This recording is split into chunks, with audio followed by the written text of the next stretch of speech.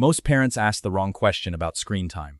They ask how much, how many minutes a day, how many hours is too many, where exactly the line is between fine and harmful.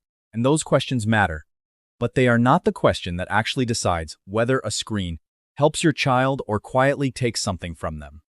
Because here is what the research has made increasingly clear. A screen is not harmful because of the minutes on the clock.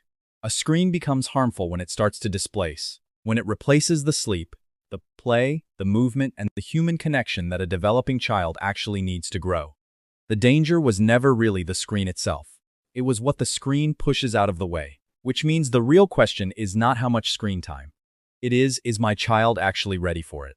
Ready to use a screen as one part of a full, rich life, instead of having it slowly take that life over.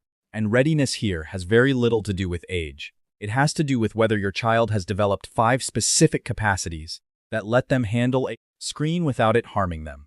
Today, I'll walk you through all 5, and for each one, I'll give you a real, observable sign you can check in your own child right now to tell whether they're ready or whether they need a little more time first. Because for a lot of children, the honest answer is, not quite yet. And not quite yet is not a failure. It's just information you can act on. Let's find out where your child stands. 1. A child who can stop when it's time to stop. The first and most important sign of screen readiness is simple to describe and hard to fake. Can your child stop? This is the single biggest predictor of whether a screen will be a healthy part of your child's life, or a daily war. Screens are deliberately engineered to be difficult to put down, built with constant rewards, autoplay, and designs meant to keep a child scrolling or watching.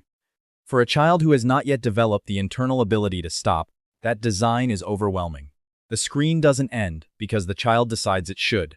It ends only when it's ripped away, and then comes the meltdown.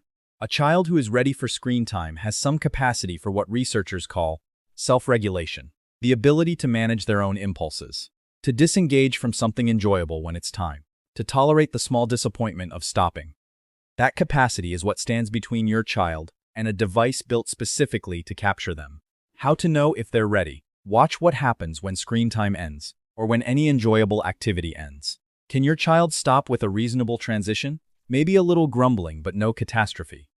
Or does every ending trigger a full meltdown, every single time? A child who cannot handle the end of a fun activity in general is not yet ready to handle the end of the most engaging activity ever invented. If stopping is always a war, that's the first thing to build before more screen time, not after. 2. A child whose real-world life is already full. The second sign is about everything other than the screen. Remember the core finding. The danger of screens is displacement. So the question is not just whether your child can handle a screen, it's whether your child already has a full enough real-world life that a screen adds to it rather than eating it. A child whose days are rich with play, movement, imagination, books, time outdoors, and face-to-face connection can absorb some screen time without losing anything essential. A child whose life is already thin, who doesn't play independently, doesn't engage with the physical world, doesn't have much going on beyond the screen, has nothing protecting them from displacement. The screen doesn't add to their life. It becomes their life. This is why early childhood specialists emphasize that young children learn best through real-world, hands-on, sensory experiences and responsive human interaction, not passive digital consumption. The screen is only safe sitting on top of a foundation of real experiences. Without that foundation, it doesn't sit on top of anything. It just fills the empty space. How to know if they're ready? Look honestly at your child's day with the screen removed from the picture. Do they know how to play on their own? Do they engage with toys, books, the outdoors, other people, their own imagination? Or when there's no screen, are they lost, bored, constantly asking for the device? A child who can fill their own time with real-world play is ready to have a screen added in. A child who falls apart without one already has a displacement problem, and adding more screen time will deepen it, not solve it. 3. A child who can handle their own big feelings. The third sign is one almost no parent connects to screen readiness, and it might be the most important of all. Here is a pattern the research has identified clearly. Children's emotional responses significantly predict how much screen time they end up getting. What that means in plain language is this. When a child is upset, bored, or overwhelmed, and a parent hands them a screen to calm them down, the child learns something. They learn that the way to handle a difficult feeling is to escape into a screen.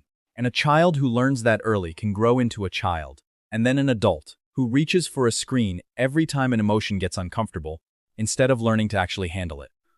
A child who is ready for screen time has begun to develop other ways of managing their feelings.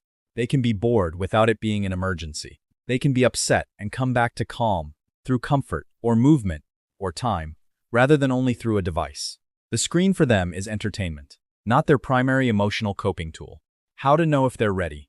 Notice what role the screen currently plays when your child is upset. Is it your go-to tool for calming them down? When they're bored, frustrated, or melting down, is the device how you reliably reset them? If so, and this is incredibly common, and not a thing to feel guilty about, your child may be on the path to using screens as their emotional off switch. A child who can handle boredom and big feelings without a screen is ready to have one as entertainment. A child who can only be soothed by a screen needs other coping skills built first. 4. A child who protects their own sleep and body. The fourth sign is about the physical foundations of a child's development, the things screens most quietly erode. Two of the biggest casualties of too much screen time are sleep and physical activity. The research is consistent. Screens, especially before bed, disrupt the sleep that a developing brain depends on for memory, learning, and emotional control. And screen time, by its nature, is still time. Time not spent moving, running, climbing, and building the body. A child who is ready for screen time is a child whose sleep and movement are already well established and protected, so that a screen fits around them rather than eating into them. A child whose sleep is already fragile or who already resists physical activity is a child for whom screens will make both problems worse. But a child with solid sleep habits and a strong drive to move can absorb some screen time without those foundations cracking. How to know if they're ready. Look at your child's sleep and their relationship with movement right now. Do they sleep well and reliably? Do they naturally want to move, play physically, go outside? A child with those foundations firmly in place can have a screen added without losing them. A child who already struggles to sleep or resists activity is a child whose most fragile area screens will target first. Those foundations are worth strengthening before adding the thing most likely to undermine them. And a simple non-negotiable that helps every child: no screens for the hour before bed, and never in the bedroom. 5. A child who watches with you, not just alone. The fifth sign shifts from the child to the relationship, and it's the one that changes a screen from a babysitter into something genuinely valuable.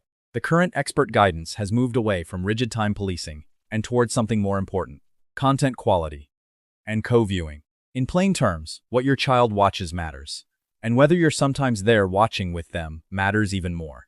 A screen experience that your child shares with you, that you talk about together, that becomes a doorway into conversation, is a fundamentally different thing from a screen your child disappears into alone for hours. The first builds connection and understanding. The second is isolation with a glow. A child who is ready for screen time is a child whose screen use happens at least partly with you. Co-viewed, discussed, woven into the relationship, rather than replacing it. As children get older, this looks like staying interested in what they're watching, asking them to show you what they found funny, leaning into their world rather than just monitoring it from a distance. The screen becomes one more thing you share, instead of the thing that pulls them away from you. How to know if they're ready. Ask yourself what your child's screen time actually looks like in practice. Is it mostly a solo activity, child alone, device on, door closed? Or is at least some of it shared, talked about, open? You don't have to co-view every minute. No parent can. But if screens have become the place your child goes to be away from the family, that's worth addressing before increasing their access. A child whose screen time includes you is far better protected than a child whose screen time replaces you. What readiness actually means. Notice what every one of these 5 signs has in common. Not one of them is about the number of minutes. Not one is a time limit on a clock. Every single one is about a capacity in your child, or a foundation in their life, or a connection in your relationship. The things that determine whether a screen adds to your child's world or slowly takes it over. That's why the question was never how much. A child who can stop when it's time, who has a full real-world life, who can handle their own feelings, whose sleep and body are protected, and who shares their screen time with you. That child can have a healthy relationship with screens at almost any reasonable amount. And a child who has none of those things will struggle even with a little. Because for them, the screen isn't sitting on top of a full life. It's filling an empty one. The science backs this. Leading pediatric guidance has deliberately shifted away from focusing only on time limits and toward assessing how screen use fits into a child's overall development. Because the same hour of screen time can be harmless for one child and harmful for another, depending entirely on these underlying foundations. The clock was never the real measure. These 5 things are. So before you worry about exactly how many minutes are okay, sit with the better question. Can my child stop when it's time? Is their real-world life already full? Can they handle their own big feelings without a screen? Are their sleep and their body protected? And do they share their screen time with me, instead of disappearing into it alone? If most of those are yes, then your child is genuinely ready. Screens can take their proper place as one small, healthy part of a full life. And if several of them are not yet, then you haven't been handed a reason to feel guilty. You've been handed a roadmap, a clear list of exactly what to strengthen in your child and in your home before screens take up more space. Build the foundations first. The screen can wait until they're ready to hold it, and a child who's truly ready will use it as a tool instead of being used by it. If this gave you a clearer way to judge whether your own child is ready, share it with a parent who's wrestling with the screen time question right now. Leave a comment telling me which of the 5 your child already has, and which one you're still building. Until next time, it was never about the minutes. It's about the child holding the screen.